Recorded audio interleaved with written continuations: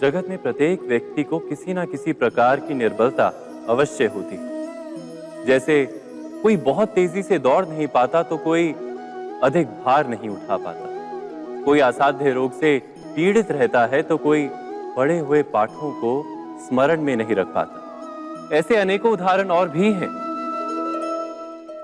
क्या आप किसी ऐसे व्यक्ति को जानते हैं जिसे सब कुछ प्राप्त हो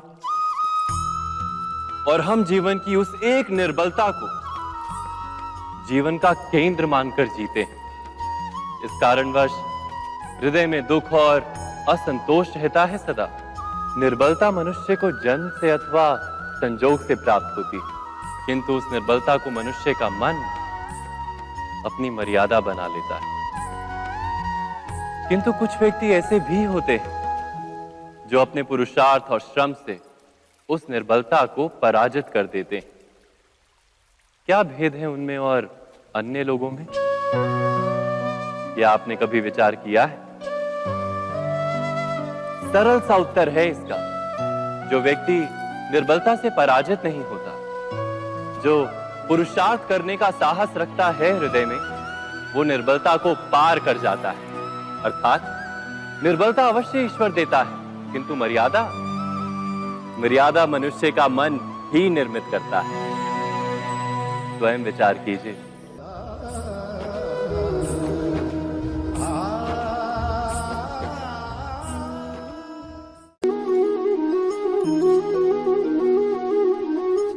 भविष्य का दूसरा नाम है संघर्ष।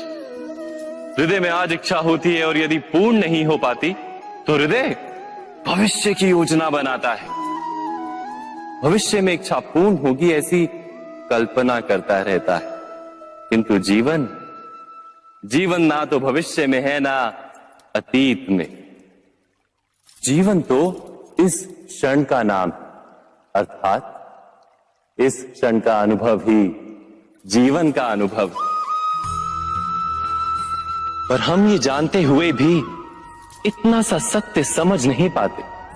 या तो हम बीते हुए समय के स्मरणों को घेर कर बैठे रहते हैं, या फिर आने वाले समय के लिए हम योजनाएं बनाते रहते हैं और जीवन जीवन बीत जाता है। एक सत्य यदि हम हृदय में उतार लें कि ना हम भविष्य देख सकते हैं, ना ही भविष्य निर्मित कर सकते हैं, हम तो केवल धैर्य और साहस के साथ भविष्य को आलिंगन दे सकते हैं, स्वागत कर सकते हैं भविष्य का। तो क्या जीवन का हर पल जीवन से नहीं भर जाएगा? स्वयं विचार कीजिए।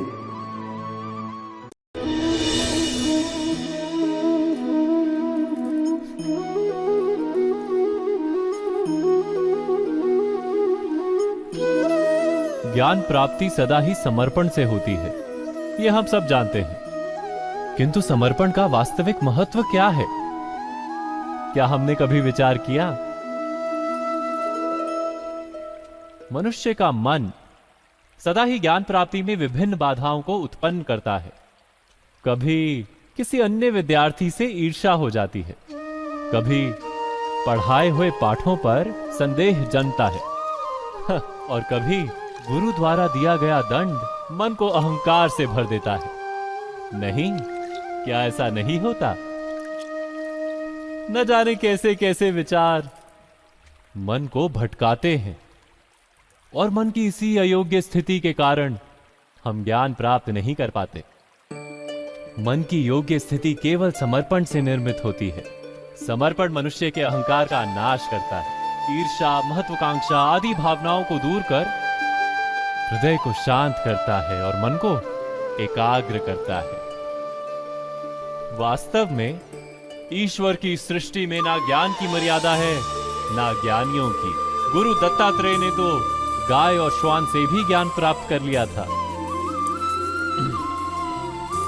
अर्थात विषय ब्रह्म ज्ञान का हो या जीवन के ज्ञान का या गुरुकुल में प्राप्त होने वाले ज्ञान का, उसकी प्राप्ति के लिए गुरु से अधिक महत्व है उस गुरु के प्रति हमारा समर्पण। क्या यह सत्य नहीं?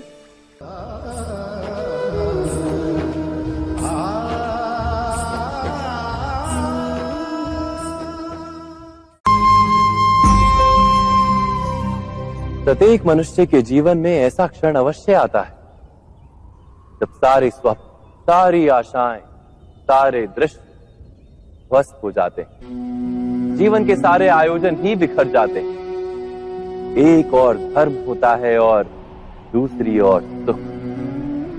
इसी को धर्म संकट कहते हैं। जब धर्म का वहन ही संकट हो और धर्म का त्याग ही सुख हो। विचार कीजिए, कभी किसी स्वजन के विरुद्ध सत्य बोलने का अवसर प्राप्त हो जाता है, कभी ठीक दरिद्रता के समय सरलता से चोरी करने का मार्ग प्राप्त हो जाता है, कभी किसी शक्तिशाली राजनेता या राजा के कर्मचारी का अधर्म प्रकट हो जाता है। सबके जीवन में ऐसी घटना बनती ही रहती है। अधिकतर लोग ऐसे किसी क्षण को धर्म संकट के रूप में जान ही नहीं पाते। हमें किसी प्रकार के संघर्ष का अनुभव ही नहीं होता। सहजता से सुख की ओर खींचे चले जाते हैं, जैसे मक्खी गुड़ की ओर खींची चली जाती। वास्तव में धर्म संकट का क्षण ईश्वर के निकट जाने का क्षण होता है।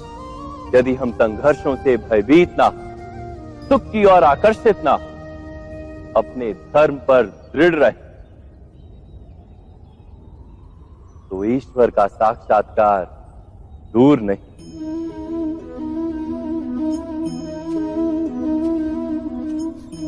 पवन से युद्ध करने वाला पत्ता यदि पेड़ से गिरता है तो भी आकाश की ओर उठता है। पवन से झुकने वाली घास वहीं भूमि पर रह जाती है। अर्थात धर्म संकट से यदि हम संकट को ही टाल दें तो सुख तो मिलता है, जीवन बढ़ता है, किंतु क्या चरित्र नहीं टूटता? क्या आत्मा दरिद्र नहीं हो जाती? क्या ईश्वर से अंतर नहीं हो जाता? स्वयं विचार कीजिए। दो व्यक्ति जब निकट आते हैं तो एक दूसरे के लिए सीमाएं और मर्यादाएं निर्मित करने का प्रयत्न अवश्य करते हैं। हम यदि सारे संबंधों पर विचार करें तो देखेंगे कि इन सारे संबंधों का आधार यही सीमाएं हैं जो हम दूसरों के लिए निर्मित करते हैं। और यदि अनजाने में भी कोई अन्य व्यक्ति इन सीमाओं को तोड़ता है तो उसी क्षण हमारा हृदय क्रोध से भर जाता है। इन सीमाओं का वास्तविक रूप क्या है? क्या हमने कभी विचार किया? सीमाओं के द्वारा हम दूसरे व्यक्ति को निर्णय करने की अनुमति नहीं देते। अपना निर्णय उस व्यक्ति पर थोपते हैं, अर्थात किसी की स्वतंत्रता का अस्वीकार करते हैं। और जब स्वतंत्रता का अस्वीकार किया जाता है तो उसका हृदय दुख से भर जाता है। और जब वो सीमाओं को तोड़ता है तो हमारा हृदय क्रोध से भर जाता है। क्या ऐसा नहीं होता?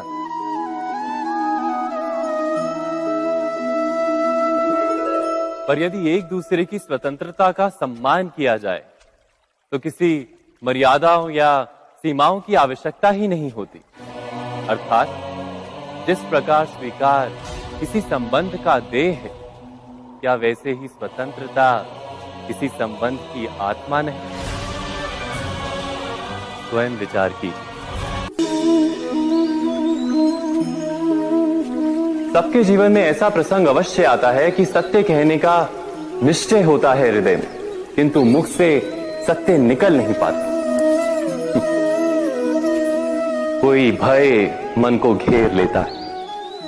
किसी घटना अथवा प्रसंग के बारे में बात करना या फिर स्वयं से कोई भूल हो जाए उसके बारे में कुछ बोलना, क्या ये सत्य है? नहीं, ये तो केवल तथ्य है। अर्थात जैसा हुआ था वैसा केवल बोल देना सामान्य सी बात है। किंतु कभी कभी उस तथ्य को बोलते हुए भी भय लगता है। कदाचित किसी दूसरे की भावनाओं का विचार आता है मन। दूसरे को दुख होगा ये भय भी शब्दों को रोकता है। तो ये सत्य क्या है? क्या हमने कभी विचार किया है? जब भय रहते हुए भी कोई तथ्य बोलता है तो वो सत्य कहलाता है। वास्तव में सत्य कुछ और नहीं, केवल निर्भयता का दूसरा नाम है। और निर्भय होने का कोई समय नहीं होता, क्योंकि निर्भयता आत्मा का स्वभाव है। अर्थात क्या प्रत्येक क्षण सत्य बोलने का क्षण नहीं होता?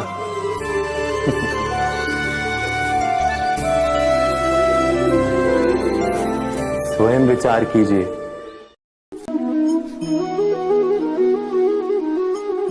श्रेष्ठता का क्या अर्थ है? श्रेष्ठता का अर्थ है दूसरों से अधिक ज्ञान प्राप्त करना। अर्थात मूल्य इस बात का नहीं कि स्वयं कितना ज्ञान प्राप्त किया, मूल्य इस बात का है कि प्राप्त किया हुआ ज्ञान अन्य लोगों से कितना अधिक है।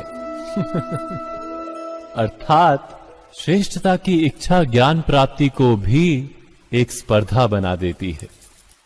और स्पर्धा में विजय अंतिम कब होती है?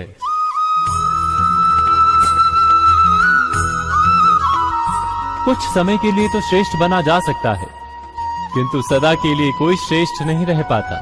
फिर वही असंतोष, पीड़ा और संघर्ष जन्म लेता है। किंतु श्रेष्ठ बनने के बदले यदि उत्तम बनने का प्रयत्न करें तो क्या होगा? उत्तम का अर्थ है कि जितना प्राप्त करने योग्य है वो सब प्राप्त करना, किसी से अधिक पाने की इच्छा से नहीं, मात्र आत्मा की तृप्ति हेतु कुछ प्राप्त करना। उत्तम के मार्ग पर किसी अन्य से स्पर्धा नहीं होती, स्वयं अपने आप से स्पर्धा होती है। अर्थात उत्तम बनने का प्रयत्न करने वाले को देर अबेर सारा ज्ञान प्राप्त हो जाता है। बिना प्रयत्न के ही वो श्रेष्ठ बन जाता है। किंतु जो श्रेष्ठ बनने का प्रयत्न करता है वो श्रेष्ठ बने या ना बने, उत्तम कभी नहीं बन पाता।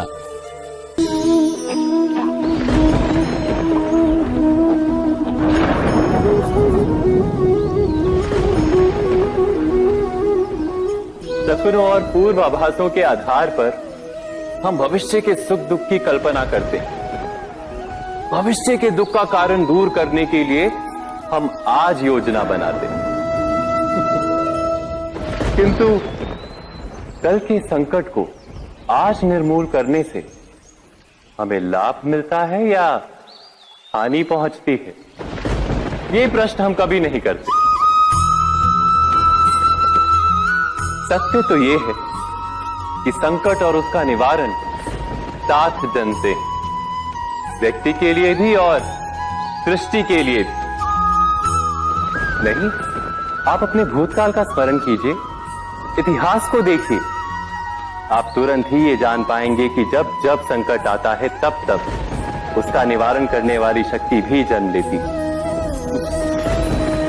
यही तो जगत का चलन है।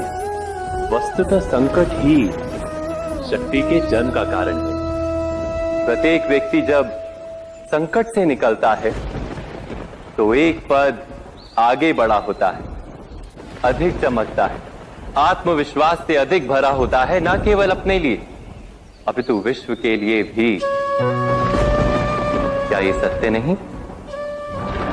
वास्तव में संकट का जन्म है एक अवसर का जन्म, अपने आप को बदलने का, अपने विचारों को ऊंचाई पर करने का अवसर, अपनी आत्मा को बलवान और ज्ञान मंडित बनाने का अवसर। जो ये कर पाता है उसे कोई संकट नहीं होता, किंतु जो ये नहीं कर पाता वो तो स्वयं एक संकट है विश्व के लिए। विचार कीजिए।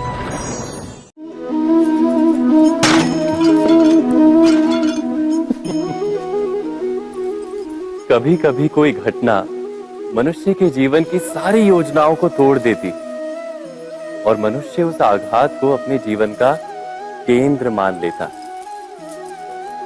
पर क्या भविष्य मनुष्य की योजनाओं के आधार पर निर्मित होते हैं? नहीं। जिस प्रकार किसी ऊंचे पर्वत पर सर्वप्रथम चढ़ने वाला उस पर्वत की तलाई में बैठकर जो योजना बनाता है, क्या वही योजना उसे उस पर्वत की चोटी तक पहुंचाती है?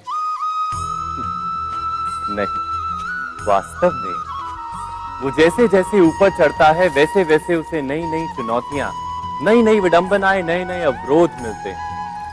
प्रत्येक पद पर वो अपने अगले पद का निर्णय करता है। प्रत्येक पद पर उसे अपनी योजनाओं को बदलना पड़ता है। कहीं पुरानी योजना उसे खाई में ना ढकेल दे। वो पर्वत को अपने योग्य नहीं बना पाता, केवल स्वयं को पर्वत के योग्य बना सकता है। क्या जीवन के साथ भी ऐसा ही नहीं? जब मनुष्य जीवन में किसी एक चुनौती को, एक अवरोध को अपने जीवन का केंद्र मान लेता है, अपने जीवन की गति को ही रोक देता है, तो वो अपने जीवन में सफल नहीं बन पाता और ना ही सुख और शांति प्राप्त कर पाता। अर्थात जीवन को अपने योग्य बनाने के बदले स्वयं अपने को जीवन के योग्य बनाना ही सफलता और सुख का एकमात्र मार्ग नहीं। स्वयं विचार कीजिए।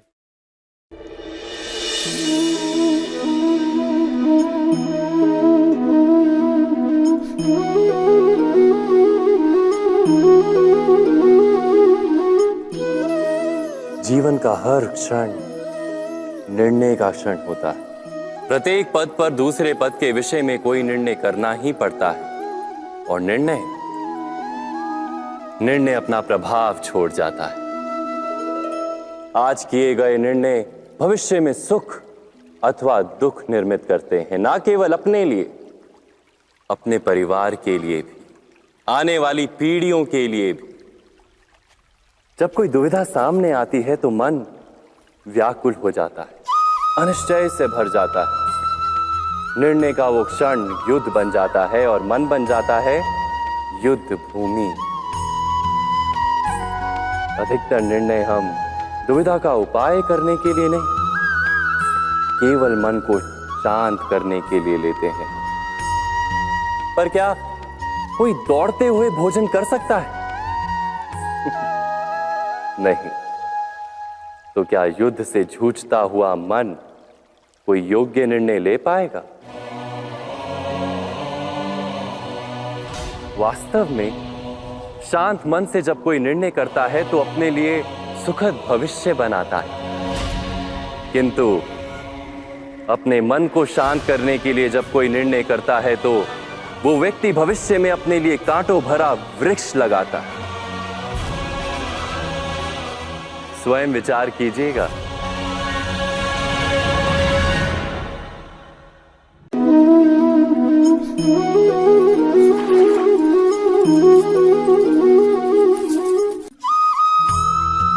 जीवन में आने वाले संघर्षों के लिए जब मनुष्य स्वयं को योग्य नहीं मानता, जब उसे अपने ही बल पर विश्वास नहीं रहता, तब वो सद्गुणों को त्याग कर दुर्गुणों को अपनाता है।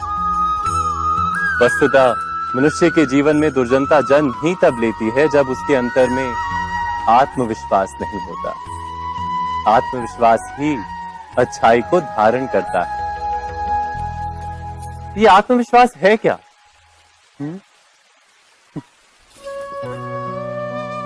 जब मनुष्य ये मानता है कि जीवन का संघर्ष उसे दुर्बल बनाता है, तो उसे अपने ऊपर विश्वास नहीं रहता।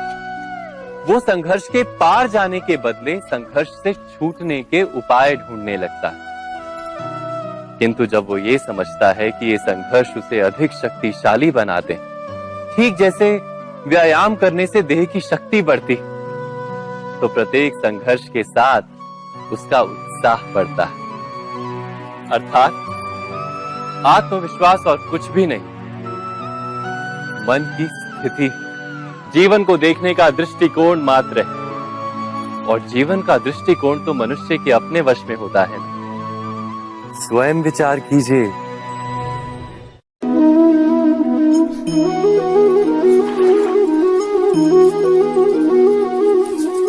पिता सदा ही अपने संतान के सुख की कामना करते हैं, उनके भविष्य की चिंता करते रहते हैं। इसी कारणवश सदा ही अपने संतानों के भविष्य का मार्ग स्वयं निश्चित करने का प्रयत्न करते रहते हैं। जिस मार्ग पर पिता स्वयं चला है, जिस मार्ग के कंकर पत्थर को स्वयं देखा है, मार्ग की छाया, मार्ग की धूप को स्वयं जाना है, उसी मार्ग पर उसका पुत्र भी चले, यही इच्छा रहती है हर पिता की। निस्संदेह उत्तम भावना है ये, किंतु 3 प्रश्नों के ऊपर विचार करना हम भूल ही जाते हैं। कौन से प्रश्न? प्रथम प्रश्न, क्या समय के साथ प्रत्येक मार्ग बदल नहीं जाते? क्या समय सदा ही नई चुनौतियों को लेकर नहीं आता? तो फिर बीते हुए समय के अनुभव नई पीढ़ी को किस प्रकार लाभ दे सकते हैं? दूसरा प्रश्न, क्या प्रत्येक संतान अपने माता पिता की छवि होता है? हाँ, संतानों को संस्कार तो अवश्य माता पिता देते हैं, किंतु भीतर की क्षमता तो ईश्वर देते हैं। तो जिस मार्ग पर पिता को सफलता मिली है, विश्वास है कि उसी मार्ग पर उसकी संतानों को भी सफलता और सुख प्राप्त होगा। तीसरा प्रश्न, क्या जीवन के संघर्ष और चुनौतियां लाभकारी नहीं होती? क्या प्रत्येक नया प्रश्न एक नए उत्तर का द्वार नहीं खोलता? तो फिर संतानों को नए नए प्रश्नों, संघर्षों और चुनौतियों से दूर रखना, ये उनके लिए लाभ करना कहलाएगा या हानि पहुंचाना? अर्थात जिस प्रकार संतान के भविष्य का निर्माण करने के बदले उसके चरित्र का निर्माण करना श्रेष्ठ है, वैसे ही संतानों के जीवन का मार्ग निश्चित करने के बदले उन्हें नए संघर्षों के साथ जूझने के लिए मनोबल व ज्ञान देना अधिक लाभदायक नहीं होगा? स्वयं विचार कीजिए। मनुष्य की सबसे बड़ी दुर्बलता क्या होती है? सोचिए। धन, प्रेम, अहंकार। मनुष्य की सबसे बड़ी दुर्बलता होती है उसके रहस्य। चाहे आप कितने भी शक्तिशाली क्यों ना हो, कितने भी प्रबल क्यों ना हो, परंतु उसके रहस्य उसके नाश की चाबी होती है। इसलिए यदि प्रबल रहना है, शक्तिशाली रहना है, समर्थ रहना है, तो अपने रहस्य को किसी को भी ना बताएं, ना मित्र को और ना ही शत्रु को, क्योंकि समय पड़ने पर कब कौन शत्रु हो जाए ऐसा कहना संभव नहीं। विभीषण को रावण के अमृत कुंड का ज्ञात था, इसीलिए प्रभु श्री राम रावण का वध करने में सफल हो सके। इसलिए उचित यही है कि आप अपने रहस्य को स्वयं तक ही सीमित रखें। मनुष्य जीवन की परीक्षा में सफल होने के लिए क्या नहीं करता? वो परिश्रम करता है, दौड़ भाग करता है, और ये सब करने के पश्चात भी जब उसका काम नहीं बनता तो वो नकल करता है ना? तनिक लौटिए अपने बचपन में, स्मरण कीजिए अपने बचपन की स्मृतियों का। क्या स्मरण हुआ? विद्यालय में जब आप परीक्षा देने जाते थे तो क्या होता था? आप ना सही, परंतु कोई ना कोई सफलता पाने के लिए नकल करता ही था और उत्तीर्ण भी हो जाता था, है ना? परंतु जीवन की परीक्षा ऐसी नहीं होती। नकल करने वाला सफल नहीं होता। कारण विद्यालय में सबके प्रश्न पत्र एक होते थे, परंतु जीवन के प्रश्न पत्र और उनकी कठिनाई सबके लिए भिन्न होती, तो निश्चित रूप से उनके उत्तर भी भिन्न होंगे ना। इसलिए यदि आपको जीवन में सफलता पानी है तो नकल ना कीजिए, स्वयं के प्रश्नों का उत्तर स्वयं ढूंढिए और सफलता आपकी ही होगी। मनुष्य का जीवन हार और जीत विजय और पराजय, सफलता और असफलता के मध्य झूलता रहता है। आपके साथ भी ऐसा होता होगा, है ना? जब आप सफल होते हैं, किसी चुनौती पर विजय पाते हैं, तो मन प्रसन्नता से आनंद के उपवन में झूमने लगता है। और जब आप असफल होते हैं, तब मन दुख और पीड़ा के सागर में डूबने लगता है। परंतु वास्तव में सफलता और असफलता है क्या? तनिक ध्यान से सोचिए। ये केवल हमारी मनोस्थिति मात्र है। हमारी पराजय तब नहीं होती जब हमारा शत्रु विजय प्राप्त कर ले। हमारी पराजय तब होती है जब हम पराजय स्वीकार कर लें। हम असफल तब नहीं होते जब हम लक्ष्य ना पा सके। हम असफल तब होते हैं जब हम प्रयास करना बंद कर दें। इसलिए प्रयास करते रहें और हार ना माने, क्योंकि जिस दिन आप हार स्वीकारना बंद कर देंगे, जीत आपके चरणों में होगी।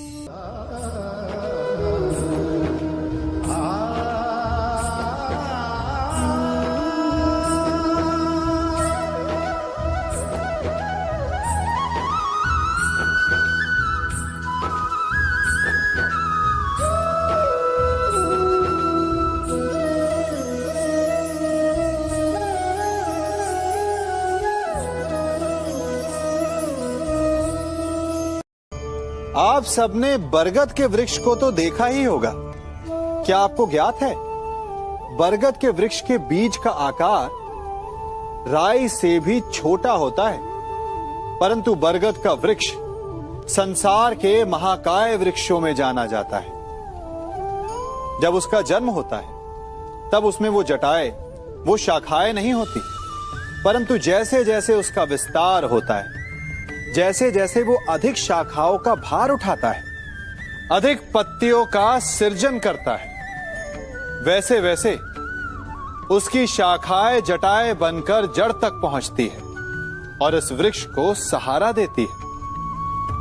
ये जीवन का बहुत महत्वपूर्ण पथ है। बिना लोभ लालच शुभ कार्य करें, अन्य लोगों की सहायता करें। धीरे धीरे आपने जिनकी सहायता की, वो आपके सहायक बनते जाएं, आपकी जड़ों को और बलशाली बनाएंगे, आयु, मान और आकार बढ़ाएंगे। सहजीवन, सहायता और निष्काम कर्म आपको मृत्यु के पश्चात भी मरने नहीं देगा, आपको अमर रखेगा। हमारा शरीर प्रकृति का एक महान आविष्कार है। इससे जटिल संरचना संसार में और कोई नहीं। हमारा शरीर जितना जटिल है, यदि इसे ठीक से जाना जाए तो इससे अधिक सरल ज्ञान देने वाला और कोई नहीं। हमारे शरीर में पंच इंद्रियां होती हैं, जो हमें भाव, गुण और वस्तुओं का बोध कराती हैं। हमारे पास आंखें हैं, नाक है, स्पर्श के लिए त्वचा है, कान है और जीभा है। सबका भिन्न भिन्न कार्य है। आंखों से देखना, कानों से सुनना, नथनों से श्वास लेना, त्वचा से स्पर्श करना और जीभा से स्वाद लेना। परंतु क्या आपने कभी सोचा कि प्रकृति ने हमें 2 आंखें दी, 2 नथने दी, 2 कान दी, स्पर्श के लिए ये पूरा शरीर दिया, परंतु जीभा केवल 1 दी? ऐसा क्यों? क्योंकि प्रकृति चाहती है कि हम देखें अधिक, सुने अधिक और ज्ञान अधिक अर्जित करें, बोले कम। क्योंकि अधिक वाचाल नाश को निमंत्रण देता है। स्मरण रखिएगा।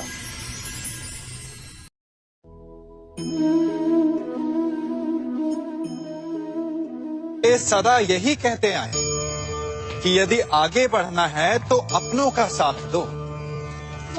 सत्य कहते हैं, अपनों का साथ देना ही चाहिए। परंतु साथ देने से पूर्व ये अवश्य पहचान लेना चाहिए कि अपने हैं कौन। क्या अपने वही होते हैं जिनके साथ हमारा रक्त संबंध होता है, या अपने मित्र? अपने वो होते हैं जो हमें सद्कार्य के लिए प्रेरित करें, हमें आगे बढ़ाएं, हमारा साथ दें। और वो जिनका साथ देने से समाज का नाश, धर्म की हानि हो, वो सगे हो करके भी सगे नहीं होते। इसलिए जब अपनों की परिभाषा का चुनाव करें तो उन्हें अपना माने जो आपका साथ दे, उन्हें नहीं जो हमें अज्ञान के मार्ग पर ले जाएं।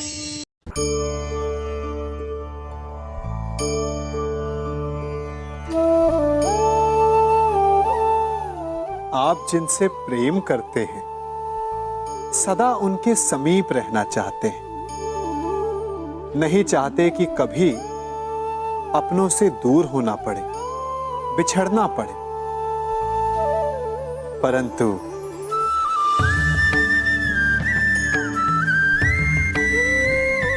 एक समय के पश्चात अपनों से दूर हो जाना उन्नति के लिए आवश्यक है। आप माता पिता हैं ना?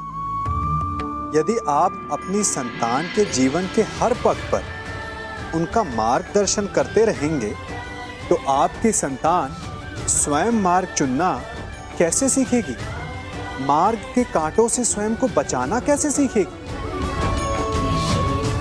इसीलिए एक समय के पश्चात अपनों से बनाई गई दूरी सदा लाभदायक रहती है। आज मैं आप सबको एक कथा सुनाता हूं। एक दिन प्रातः एक व्यापारी अपने घर से निकला। घर से निकलते ही एक बिल्ली ने उस व्यापारी का मार्ग काट दिया। व्यापारी घबरा गया, वो फिर से घर लौट गया और शुभ घड़ी की प्रतीक्षा करने लगा। और जब वो पुनः अपने घर से निकला तब वो वाहन जा चुका था जिससे राजा तक पहुंचकर उसे भेंट देनी थी। राजा को भेंट नहीं मिली।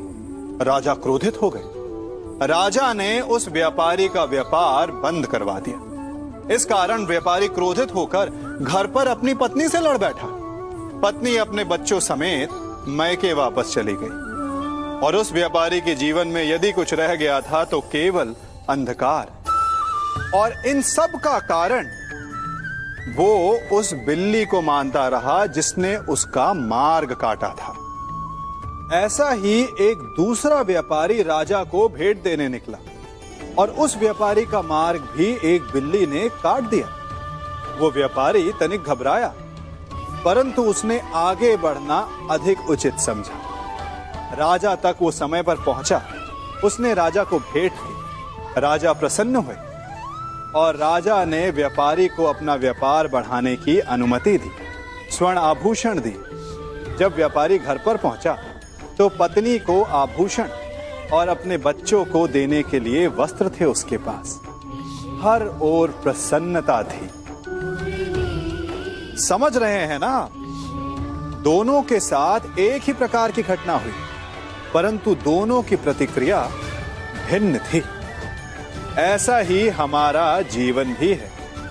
हमारे जीवन में प्रारब्ध का अपना स्थान है, परंतु उससे कई अधिक महत्वपूर्ण हमारी प्रतिक्रिया, हमारे सोच का प्रभाव है। क्योंकि यही हमारे जीवन को आकार देते हैं। इसलिए अपनी सोच को सकारात्मक रखिए।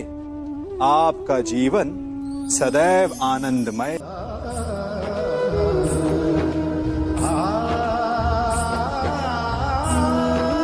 हम सभी अपने जीवन में कोई ना कोई कार्य करते हैं। कार्य करते हैं तो थकान की अनुभूति होती है और यदि थकान ना उतरे तो कार्य करने का मन नहीं करता।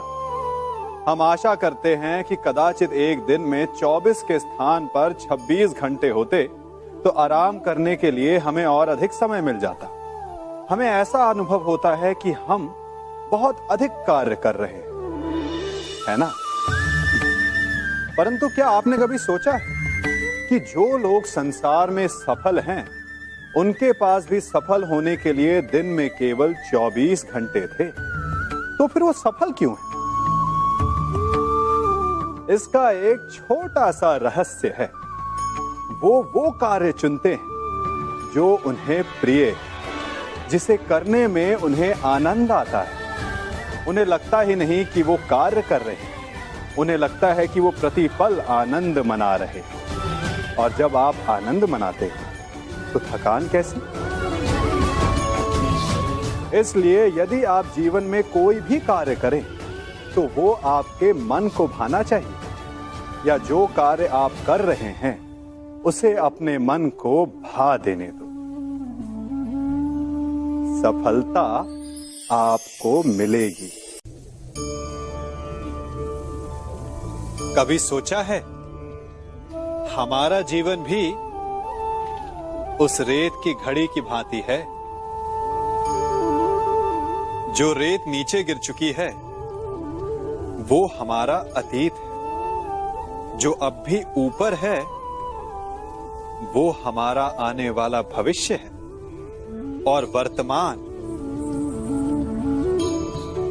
ये संकुचित स्थल है जहां से धीरे धीरे करके रेत गिर रही है।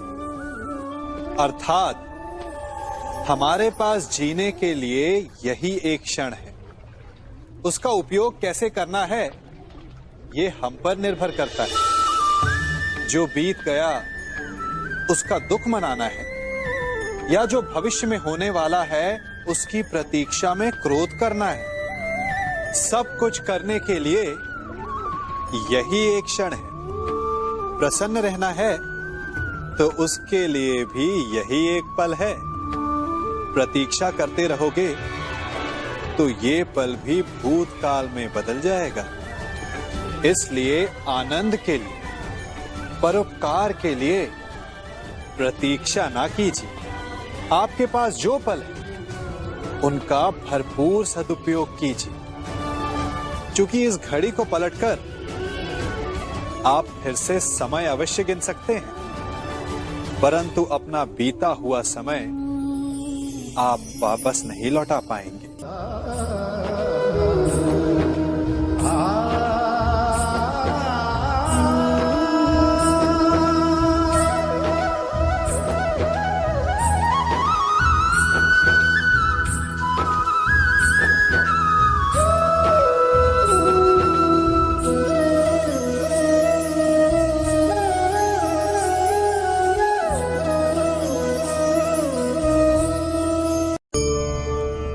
मनुष्य भी बड़ा विचित्र प्राणी है। अपनों से नीचे के स्तर के लोगों को वो हे दृष्टि से देखता है, उनका उपहास उड़ाता है, उनसे बार बार कहता है कि तुम्हारा कुछ नहीं हो सकता, तुम भविष्य में कुछ नहीं कर पाओगे। जब मनुष्य के पास धन, संपत्ति, मान होता है तो वो दूसरों का आदर नहीं करता, परंतु वो एक बात भूल जाता है कि उससे भी अधिक शक्तिशाली कोई अस्तित्व में है, और वो है समय। काल काल अपना चक्र कब बदलेगा ये कोई नहीं जानता। समय अपनी करवट कब लेगा ये कोई नहीं जानता। कोयला भी समय के साथ साथ हीरे में परिवर्तित हो जाता है। इसलिए जीवन में कभी भी किसी का भी उपहास नहीं उड़ाना चाहिए।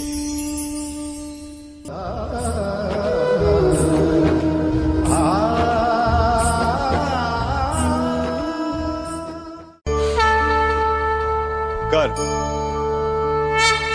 अभिमान और अहंकार, ये तीनों सुनने में एक जैसे लगते हैं, परंतु तीनों का अर्थ भिन्न होता है और परिणाम भी। तीनों का आरंभ प्रेम से होता है। स्वयं से प्रेम, परिश्रम हमारे मन में गर्व को जन्म देता है, और सफलता अभिमान जगाती है। यहां तक ठीक है, परंतु जब ये भावना अहंकार बन जाती है तब वो समस्या बन जाती है, क्योंकि सबसे बुरा अंत अहंकारी का ही होता है। परंतु मनुष्य के लिए पहेली यही है कि पहचाना कैसे जाए कि अहंकार जग गया है और उसका दमन आवश्यक है। इसका उत्तर मैं नहीं, आपका मन देगा। जब तक आप स्वयं से प्रसन्न हैं, जब तक आप सबसे ऊंचा उठने का प्रयास कर रहे हैं, तब तक ठीक है। परंतु जब आपके मन में दूसरों को नीचा समझने का भाव आ जाए तो सावधान हो जाइए, क्योंकि यही अहंकार है जो वास्तव में आपको हीन कर रहा है।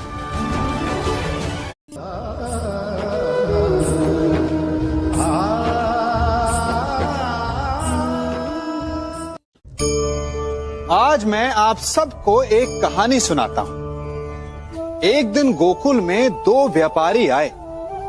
एक व्यापारी शहद का था, बड़ा मीठा शहद था उसका, परंतु वो गोकुल में टिक नहीं पाया।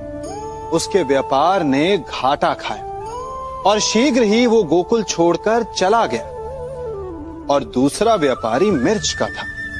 पहले दिन वो एक पोटली लाया और दूसरे ही दिन वो पूरी बैलगाड़ी भर कर लाया और धीरे धीरे पूरी मथुरा में उसकी धाक जम गई। मुझे बड़ा आश्चर्य हुआ, तो मैंने बाबा से पूछा कि ऐसा क्यों कि एक मीठे शहद का व्यापारी कंगाल हो गया और एक मिर्च का व्यापारी धीरे धीरे नगर सेठ बन गया। बाबा मुस्कुराए और उन्होंने कहा कि मीठी बोली बोलने वाले की तीखी मिर्च भी बिक जाती है और जो कड़वी बोली बोलता है उसका मीठा शहद भी नहीं बिकता।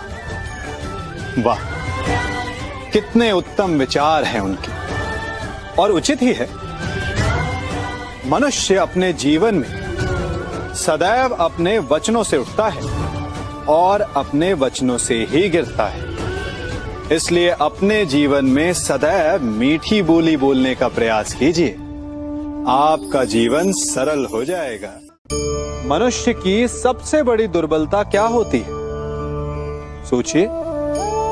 धन, प्रेम, अहंकार। मनुष्य की सबसे बड़ी दुर्बलता होती है उसके रहस्य। चाहे आप कितने भी शक्तिशाली क्यों ना हो, कितने भी प्रबल क्यों ना हो, परंतु उसके रहस्य उसके नाश की चाबी होती है। इसलिए यदि प्रबल रहना है, शक्तिशाली रहना है, समर्थ रहना है, तो अपने रहस्य को किसी को भी ना बताएं, ना मित्र को और ना ही शत्रु को, क्योंकि समय पड़ने पर कब कौन शत्रु हो जाए ऐसा कहना संभव नहीं।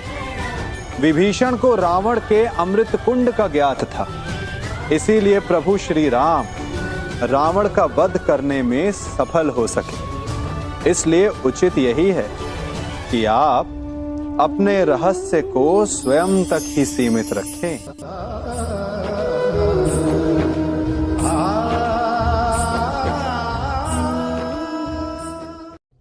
युवा अवस्था भी हमारे जीवन का कितना सुंदर काल होता है ना।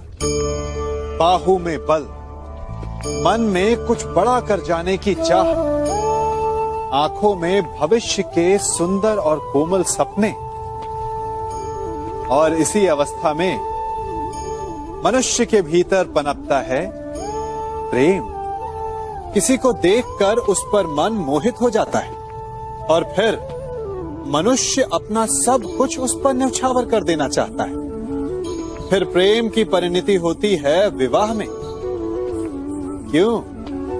सबको अपने खट्टे मीठे संस्मरण स्मरण हुआ है ना। परंतु यहीं से अधिकतर माता पिता और संतान के मध्य विचारों का विरोध प्रारंभ हो जाता है। संतान को लगता है कि उसका चुना जीवन साथी ही उसके लिए उपयुक्त है, और माता पिता को लगता है कि संतान अनजाने में भूल कर रही है। संतान का तर्क होता है कि उसे विवाह किससे करना है, ये उसका अधिकार है, और माता पिता का तर्क ये होता है कि अब भी जीवन साथी चुनने की समझ संतान में है ही नहीं। तो इस अवरोध को काटा कैसे जाए, उचित निर्णय कैसे लिया जाए? इसका एक ही मार्ग है, अपने उत्तरदायित्व का भान और अपनों से बड़ों के मापदंडों का भान। विवाह करने से पूर्व ये जान लेना आवश्यक है कि विवाह केवल अपने प्रेम को पाने का मार्ग नहीं है, अपितु विवाह से जीवन का एक नया द्वार भी खुलता है, और हर नए जीवन के साथ नए उत्तरदायित्व भी होते हैं। और यदि इन उत्तरदायित्वों को समझकर निर्णय लिया जाए तो विश्वास कीजिए, आपका दाम्पत्य जीवन आनंद से भरा रहेगा, और आपको कभी ये पछतावा नहीं होगा कि आपने कोई अनुचित निर्णय लिया।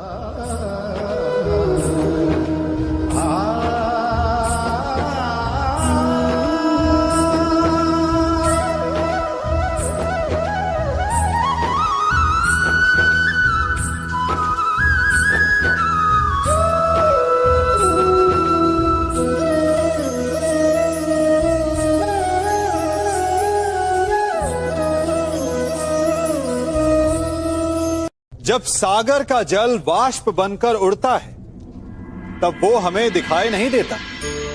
मेघ उस जल को अपने भीतर छिपा लेते हैं, लंबी यात्रा करते हैं, प्रयास करते हैं कि वो जल सदा उनके भीतर छिपा रहे, परंतु जब वायु का वेग उन्हें उड़ाकर किसी पर्वत से ले जाकर के टकरा देता है तब उन मेघों को बरसना ही पड़ता है, क्योंकि यही नियति है, यही प्रकृति है।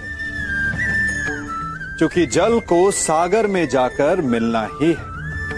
ठीक ऐसा ही हमारे साथ भी होता है। हम सत्य को अपने मन के मेघों में चाहे जितना छिपाने का प्रयास कर लें, परंतु समय की आंधी उसे वास्तविकता के पर्वत से ले जाकर के टकराकर हमारे समक्ष ले ही आती है। जिस भय के कारण आप सत्य को सामने नहीं लेकर आना चाहते, एक दिन वही भय हमारे समक्ष आकर खड़ा हो जाता है, और फिर हम लाचार हो जाते हैं, क्योंकि हमने उस भय का सामना करने की तैयारी नहीं की होती। इसलिए सत्य से भागे नहीं, उसे छिपाए भी नहीं, उसे स्वीकार करें। भविष्य की बड़ी विपत्ति से बच जाएंगे।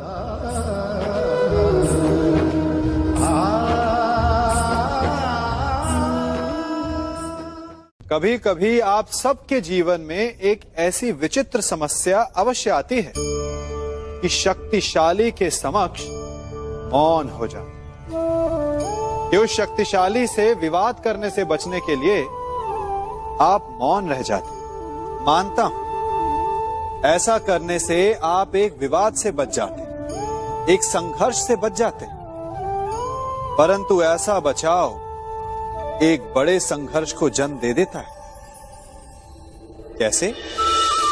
हमारा मौन रहना अनजाने में उसका समर्थन बन जाता है, और वो स्वयं को अधिक शक्तिशाली अनुभव करता है, और यहां से हमारा दमन प्रारंभ हो जाता है। एक के बाद एक हम अन्याय में अनचाहे रूप से सम्मिलित होते चले जाते हैं। तो इसका तोड़ क्या है? ये समझने के लिए ये जानना आवश्यक है कि ऐसी कौन सी बात है जो आपको विरोध करने से रोकती है। ये सामने वाले की शक्ति नहीं जो आपको रोकती है, ये आपके भीतर छिपा भय है जो आपको रोकता है। हाँ, कभी कभी भय आपकी सुरक्षा अवश्य कर सकता है, परंतु साथ साथ ये भी जानना आवश्यक है कि ये भय ही है जो आपको मौन भी रखता है। इसलिए अपने मन से भय को निकालिए और खुलकर अनीति का, अन्याय का विरोध कीजिए और फिर देखिएगा आपका मन कितना मुक्त, कितना हल्का अनुभव करेगा।